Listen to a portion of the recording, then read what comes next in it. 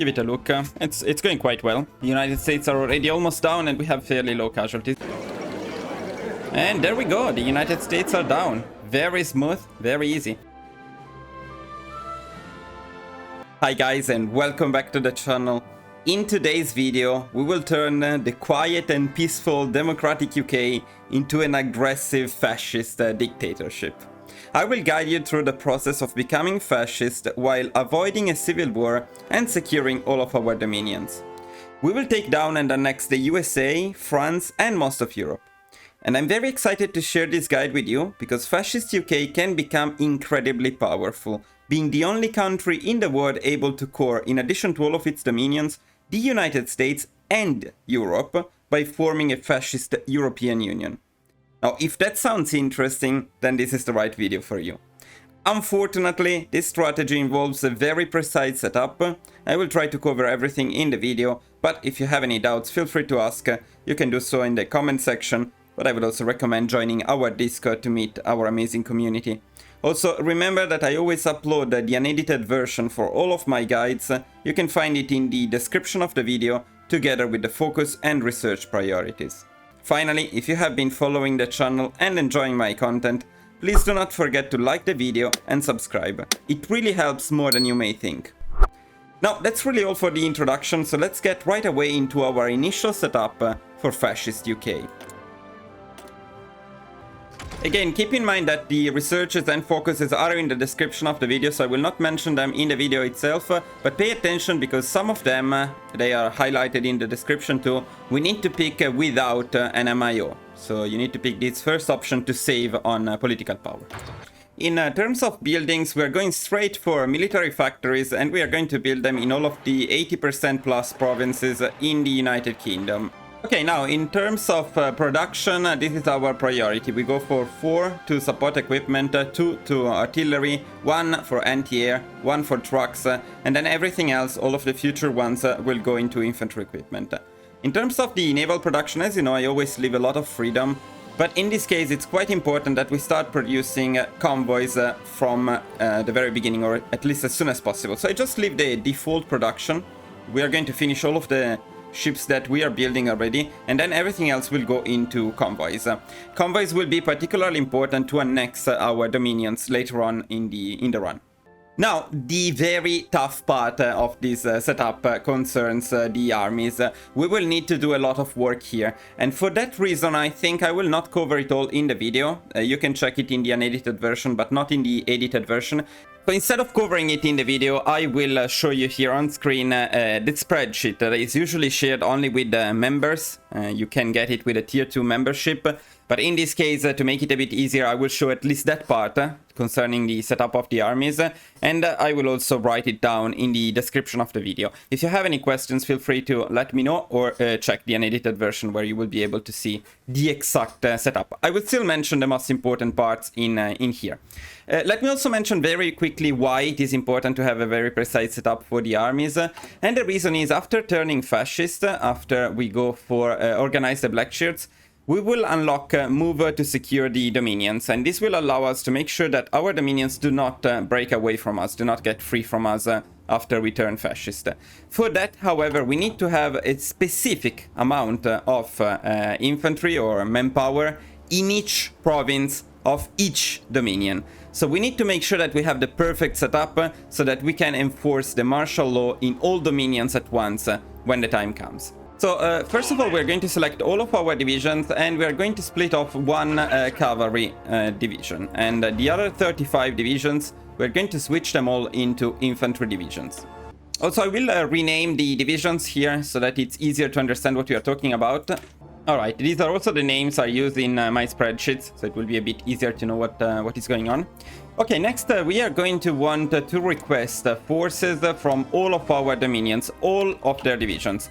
And we want to create a new army with all of these divisions. So we have the infantry ones, 1 cavalry, and all of the dominions. We also want to start recruiting another 9 infantry divisions. And now we're going to start assigning them to our dominions, starting from Australia. Be very careful with the names of these divisions. Follow the ones in the description. The name must be exactly the same. Some of them are very tricky. For example, if you see the South African division, some of them are District Force and some of them are District Brigade. It does matter which one you assign, although the icon is the same, so you need to check the names individually. So what I usually do is I create a new theater for each dominion. And then I assign them an area defense command to the regions which are also listed in the description. So first region, New South Wales, for example. I will not mention this for all of them, but just as an example, in New South Wales we want 2 cavalry divisions from Australia and 4 district garrison divisions from India. Now, in addition to be very painful in general, India requires an additional specific setup, and that is in addition to setting them on area defense, 2 of these divisions must be set on a full back line, otherwise for some reason they don't go where they are supposed to go. The 2 provinces where they don't go are this one and this one. So only for these 2 provinces you want to use a full back line. It's a lot of effort to make these fascist UK work in this way. There are other ways to deal with the dominions. You can also trigger the civil war and take them in the civil war, but I prefer this way, at least for now. We'll see in future versions of this guide. So this is the area of India that you want to cover. The only 3 provinces that you want to ignore are this one, and this one. So these ones you don't want to assign any divisions. The other ones must be covered, and again this one and this one you need a full back line, otherwise your units will not go there. Okay, and finally Canada, and assign this one here too. And if you did everything correctly, so this is the last check to see if you did everything correctly. For Canada you should only have 8 divisions left, 4 cavalry and 4 district militia, all from Canada. And we're going to assign them all to this region here. And then we will need to assign some more divisions to Canada, but we don't have them yet, so we will need for these 9 divisions to be recruited first. For now, the setup of the divisions is done. Hopefully I didn't miss anything. Later on, when we unpause the game, make sure that they're all moving, which is the hint that they're all going where they should go, hopefully. Now, in the meantime, let's gather our navy, and let's also gather our planes. I usually do it from here. Not the carrier planes, but we're going to take the other ones. Going to send them all to London, and I'm going to shift click on exercises so that they train up to regular. Next, we're going to change the occupation law to local autonomy. And with this, our initial setup is done. It's a painful initial setup, so I suggest saving. Otherwise, you know, when you reload the save in HOI4, you may trigger some unforeseen events. But by turning the UK into a fascist country, actually, we will trigger some weird events in any case, so probably doesn't matter. So if you don't want to do all the setup again, I suggest saving now. And we can finally start the game at speed 5 and make sure that all of our divisions are moving. It looks good, so they're probably going into the right place. This is not super impactful, but I usually do not allow Ethiopia to create an exile government in the UK.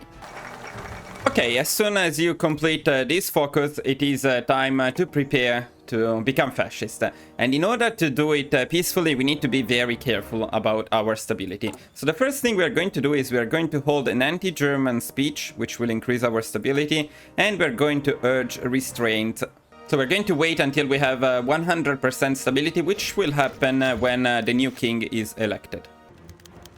We got the new king, Edward the 8th. Which means we can start some decisions in order to become fascist. And the first thing we're going to do is we're going to click on the Black Shirt March in London. As soon as that is done, we're going to press again on anti-German speech and urge restraint. Now keep an eye on the anti-German speech, because as soon as this is done, we want to pick it again. Okay, there we go. So we pick it again. And as we do that, we're also going to force deploy all of our infantry divisions. We're going to recruit another 28 infantry divisions, and the ones we force deployed, we're going to send to Canada. And let's set them up, as you can see again in the description of the video and in the spreadsheet. For now we can continue. We don't have much to do until the effect of the focus Organize the Black Shirts expires, which will happen in early February 1937. This is our MIO priority for infantry equipment. Okay, and pay attention to this notification, you don't want to miss it. It's right after you complete the focus anyway. So we no longer get the effects from a changing curse, which means our fascist support will no longer automatically increase daily. At this point, we want to become fascist, and for that we just need one last decision. So we minimize the amount of marches that we need to take in the United Kingdom to the bare minimum. One in London and one in Yorkshire. So at this point, we go for the march in Yorkshire. Wait for it to complete. And after that, you should be able, if you did everything correctly, to pick a march on Downing Street, which we're going to do right away. And now we are officially fascist. And that was incredibly smooth, as you can see. No more elections, we are now fascist. Now we need to change the occupation law because we no longer have access to local autonomy, so we're going for local police force instead. We can now pick the next focus, which is going to be move to secure the dominions. We want to assign the new divisions to a new army, a new theater, and then especially we want to train everything. So we are going to train all of the divisions we assign to the dominions. I'm shift clicking on all of them and doing it from here. It's a bit more convenient than on the individual divisions. And this one, and we're also going to train the navy, including the new ones that we just got. So shift click on the navy too. Planes should be already trained. Oh, you will get a lot of messages about provisional governments, but it is not true that they have enough compliance, so I think this is a bug or something. In any case, whichever thing you choose, it doesn't affect it. It doesn't do anything at all. Alright, as soon as you complete this focus, there is something very important and the main reason why we saved so much political power until now. If you positioned your divisions correctly, you should be able to impose martial law on all of your dominions. That is Canada, South Africa, India, Australia and New Zealand. We did it correctly. I'm very glad to see this, because otherwise you're in a bit of a trouble. After that, you want to pick it for all of them, so Canada, and you also want to go for propaganda in Canada. Then you want martial law in South Africa, no propaganda. You can install a fascist government right away, so go for that instead. You want the martial law in India and the propaganda in India. Same for Australia and same for New Zealand. And if you did everything correctly, you should have enough political power and a little bit of an extra for all of these decisions. You want to pick them right away, you don't want to mess this up. And now we can continue, but you also want to try and turn them into fascist governments as soon as possible, because the longer they remain not fascist, the more political power we spend. So we don't want to wait. We want to turn them into fascist governments as soon as these become available. And now after you complete this focus, you want to wait until you pick the next focus, because we are a bit short on political power and we want to make sure that we complete these two decisions as fast as possible. We're going to wait until all dominions are fascist, and then we're going to pick the next focus. Go for Australia. And now this is your deadline. If you do not do it within 87 days, then New Zealand or whatever dominion is left will break free. We don't want that. But I planned a guide so that we have a little bit of a margin. As you can see, we are pretty close to 50 political power already, and we still have 70 days. So I mean, if you wanted, you could probably pick some of the MIOs before, but I just wanted to be on the safe side of things. So last fascist government, which means our dominions are now secured. They will not break free anymore. So we don't have to worry about dominions anymore. And as you can see, this was a very smooth fascist turn of events, let's say. We changed our government into fascism without violence, without civil war, without losing any of the dominions. Yeah, an annoying setup for sure, but the outcome is pretty good. Now, at this point, we also want to force deploy all of the remaining divisions. And actually, once we deploy them, it's time to rearrange our divisions and prepare them for the invasion of the United States, which will be our next goal. So for that, what I suggest doing is merging all of the divisions, all of them together, into just one big army. And then from this big army, you want to remove all of the UK divisions. You want to split the other divisions into two. These are our Dominions divisions. Don't need them on any defensive commands anymore. And then we're going to split also the British divisions into a total of 3 armies. And if you did everything correctly, you should have a full 3 armies of regular infantry from the UK. There we go, so you should have 3 full armies and 2 partially full armies of puppets. Let's create a new theater and let's set them up for the United States. What we want is one offensive army to push from this area here with a spearhead all the way to Boston, New York, Philadelphia and Washington. Something like this.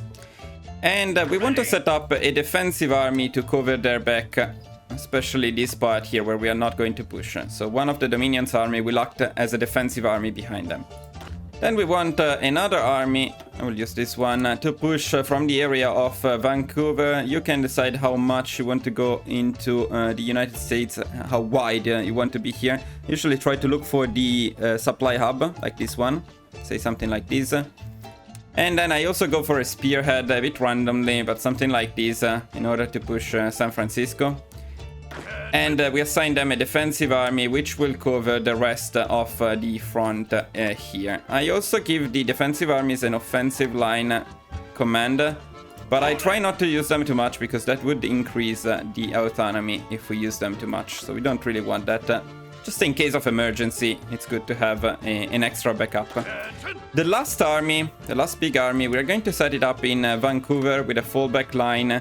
And then once they are there, we are going to plan a naval invasion from Vancouver to the area of Los Angeles and San Diego. Of course, we also want to prepare our navy for that. They should be trained by now, and if they are not, it's probably because something is broken in there, like this one. And we're going to send the entire navy to Vancouver. Also, we want to assign all of our planes. I would assign them to the main 2 armies. So the one pushing in the area of New York, and the other half to the army pushing in the area of Vancouver. If you purchase the tier 2 membership, you can also find all of these described in the spreadsheet at the very bottom. Okay, while they move into position, make sure to train them a bit more. We want them all to be trained to regular by the time the war starts. And by the way, from now on, we can pick the MIOs. Okay, now that these guys are in position, let's plan the naval invasion. Of course, use the divisions which are already trained for it. And we go for groups of 2 to the area of San Diego, Los Angeles. For what concerns the fleet, I usually split them into 2, and then I set 1 on naval invasion support and 1 on strike force. But we're going to wait until we get the claim before we do that. At 100 political power, we're going to pick the Army Offense Advisor. Okay, we got our claim on the United States, which means it's time for the war. I would recommend making a save at this point. The war against the United States is actually fairly easy because it's 1937. They are absolutely not ready and we have a lot of divisions. But still, you know, just in case. So for this we need to declare war on the United States. Do not call your allies, but do call Canada, otherwise we cannot attack them. As soon as you can, at 35 army experience, pick the Professional Officer Corps. So with the army that went for the naval invasion, I usually go for a spearhead taking all the way from San Francisco to Houston, I think, New Orleans. And after the naval invasion is done, stop the naval invasion support, otherwise you will burn all of your fuel. Okay, as soon as you unlock the field hospital, add it to your infantry divisions, so we can keep the manpower losses a bit lower. As you can see, we are struggling a bit with manpower at the moment. Here is our motorized MIO priority. And what you can do up here is you can do the puppet divisions to push in areas where you can clearly see that they don't have divisions. You can do something like this. You can micromanage your units a little bit to make the war go a little bit smoother. Here is our artillery MIO priority. I don't usually micromanage this war very much, I just let them go, but sometimes they do weird stuff like this, so in these cases you can individually tell them to go where they need to go. Definitely you can play this war a little bit more carefully and better than I am doing. With minimal micromanagement, just with the initial command, you can easily take them down. Okay, at 100 political power, you should be able to utilize domestic film industry, and if you can do so, otherwise do it a little bit later. Also, don't be afraid of sending your divisions very far away, because the Americans don't really have a lot of divisions, so rushing the victory points is a very effective tactic in this case. Let's give it a look. It's going quite well. The United States are already almost down and we have fairly low casualties. And there we go, the United States are down. Very smooth, very easy. Now, in the peace conference, what you want to do is you want to annex the United States entirely, everything for yourself, and you want to puppet the Philippines. Well, you can also annex them if you prefer, but I usually puppet them, and then you can take the entire navy of the United States. And now we have the Royal Navy and the US Navy. Not bad, right? Let's confirm. The United States are down, so we are already pretty beefy. And let me just show you something. Let's see if it's already there. Okay, it's already there. So in political actions now, you can see a new decision. You should be able to see a new decision called Create the Pan-North American State. What this does is it gives all of the United States to Canada, and they get cores on all of the United States. But you don't really want to do that. For now, we want to keep the United States under our control. But this is the little trick that we're going to use later on to core the United States. With the Imperial Conference, we will be able to annex Canada and get their cores. Just before doing that, we're going to give them the Pan-North American State, meaning they will get cores on the United States, and then we get cores on them and the United States. That's the trick that we're going to use to get cores on basically all of North America. Okay, we're not just done with this part of the run, though, because we also want to take most of Europe, and we're going to do that right away. Now, what we want to do now is we want to check France, because when you become fascist, you sometimes trigger some events in Europe, and these events usually involve France becoming either communist. It's pretty much in that direction, it seems, right now, but they are not fully communist yet, so we'll need to see what happens. Or them creating the Little Entente and forming a faction with Czechoslovakia. Or them guaranteeing the stuff that we want, like Ireland, for example, on which we have a claim. Now, in this case, it seems like France is still democratic and it's still pretty chill. So they didn't form the Little Entente, they didn't guarantee Ireland. In any case, the strategy that we are going to use, it's going to work in all possible scenarios. If I must pick one scenario as the most annoying, I would say it is when France become communist, because when that happens, before capitulating, they usually join the Soviet Union, meaning we will be at war with the Soviet Union a lot earlier than we would naturally be. That doesn't matter though, because the Soviet Union cannot get here, so the rest of the war will be just the same. Just a bit more annoying. Okay, now let's prepare for the next expansion. We want to bring all of our armies back to the UK, but one of the armies is going to Ireland, and we are using a spearhead to take down Ireland as soon as they are ready. So one army for Ireland, everyone else back in the UK. We also want to bring the entire fleet back to the UK. We want to design the F1 and C1 planes, so we are going to use the basic small airframe for that.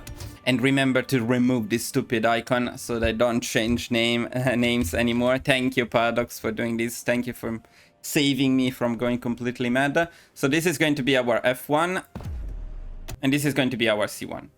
Okay, we're also going to adjust the production a little bit. We bring the anti-air and trucks to 2. C1 to 5, support equipment F1 and infantry equipment to 10, and then all of the future factories will go into towered artillery. Build more military factories in all of the UK, prioritizing the 80% plus provinces, but after those we also go for the other ones, so all of the UK. We're going to start making an agency, and after it's made, we are going to keep upgrading it until we get 2 spies. And with those spies, we're going to spy the Soviet Union in Vladivostok. At 100 political power, we are going to pick war economy. Now, we're also going to change our infantry divisions into offensive divisions, meaning we're going to add some artillery, 3 battalions for combat width of 27, the cavalry recon detachment, and the support anti-air. So this is now going to be our offensive infantry. And this should also mean that in a couple of days they will no longer have full training, meaning we want to train everything again. Now you want to keep an eye on the training, and as soon as the army which was supposed to invade Ireland is fully trained, there we go. We're going to declare war on Ireland. Let's check them just in case France guaranteed them. That's not the case. It doesn't matter. We go after Ireland. Now, if France guaranteed them, you would want to wait until France joins and then justify on the Netherlands. But since France is not going to join, we're just going to justify a war goal on the Netherlands right away. And since we started justifying a claim on them, we're also going to start setting up our navies and prepare the naval invasion. For the navies, what I do, but that's again up to you, is I usually take all destroyers, I create a new theater, I split them around a little bit like this, and I set them on convoy escort all around the UK and France. As for the other two fleets, I send them to London, split them into two armies, and then one will be on naval invasion support in here, and the other will be on strike force in here. As for the naval invasion, you can use whichever army you prefer, and we go for groups of 2 from London and from this area to this area of the Netherlands. Something like this. Finally, what we're going to do is we are going to block the Mediterranean Sea regions so that our convoys don't go through here. It's more likely that they will be attacked by France or later on Italy if they go through the Mediterranean Sea. So we don't want that. Of course, Ireland is not a real challenge, at least in the game. Historically, it was. What Iran and Afghanistan do doesn't matter much. We take this focus mostly for the extra war support, but if you can get an extra puppet, that's also amazing. Okay, Ireland is already down.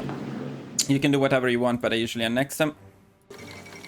Okay, now this is what usually happens when we become fascist. There is no historical progress in World War II. Instead, usually Germany declares war on Czechoslovakia, meaning they will also be at war with France. Now, France is going in the communist direction, but they are not communist yet, so we will need to see exactly what happens here. In the meantime, they will be at war with Germany, but Germany will not be able to push into them, and we want to take the Netherlands and Belgium before Germany takes them. Hopefully our claim will come quickly enough. Germany is actually much weaker because it's 1938, and they will struggle to push into the forts of Czechoslovakia. So this is a pretty good setup for us. France is fairly weak, Germany is weaker than usual, and the Soviet Union is out of this, at least for now. Okay, when you get your second spy, you can switch to Quiet Intel Network in the Soviet Union. You could do it a little bit earlier too, but that's the timing I usually use. And then go for a collaboration government. Prepare a collaboration government and press automatically repeat so you get a notification when it is done. Okay, France did form the European Federation, sometimes it's the Little Entente. In any case, that's pretty good news for us. We are happy when they create a faction, simply because if they are in a faction, they cannot join the Soviet Union, which is the most annoying thing, so we're happy with that. For what concerns planes, or at least fighters, this is the MIO priority I would recommend. Okay, we got our claim on the Netherlands, and in just a few days we should also get enough political power for limited conscription. We want to pick it because our manpower is struggling a little bit, and then we want to declare war on the Netherlands. Now, there is a chance, I think, that they join the faction of France, so let's see what happens. At this point, we also want to pick some of our doctrines and spirits. I'll start with the Navy. These ones are less important, but...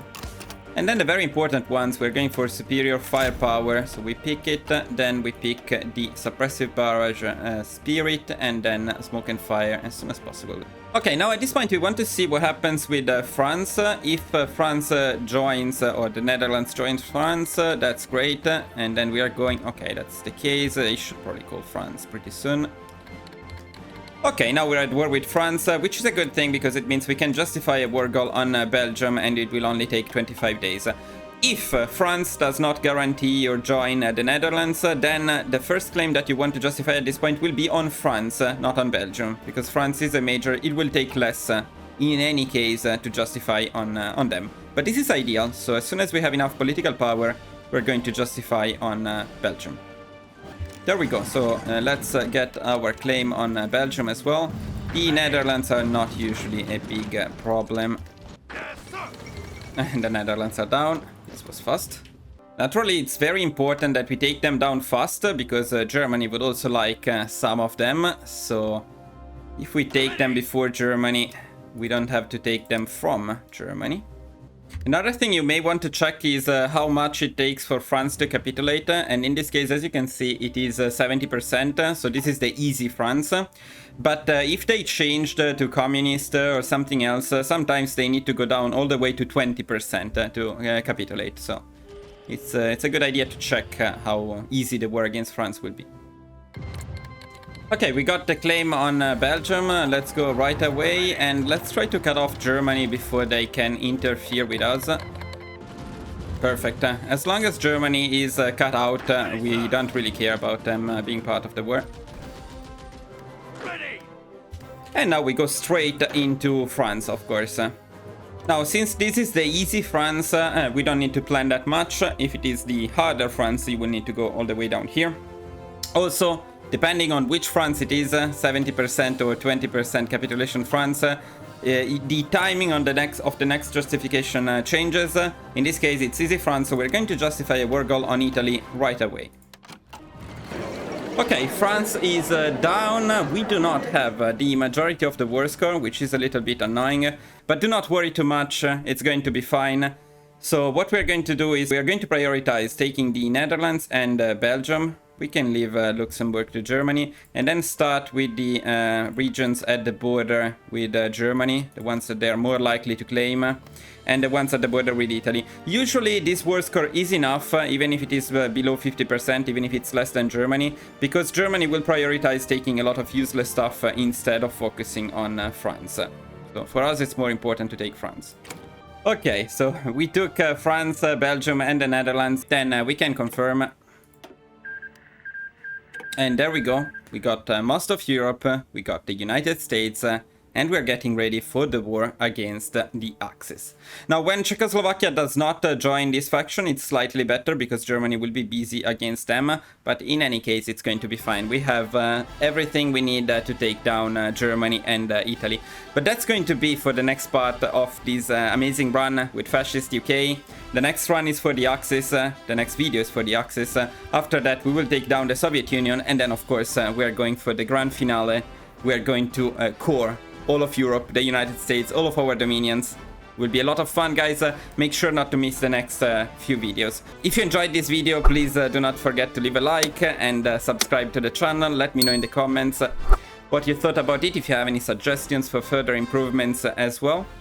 And well, guys, as usual, thank you for watching, and I will see you in the next video. Bye bye.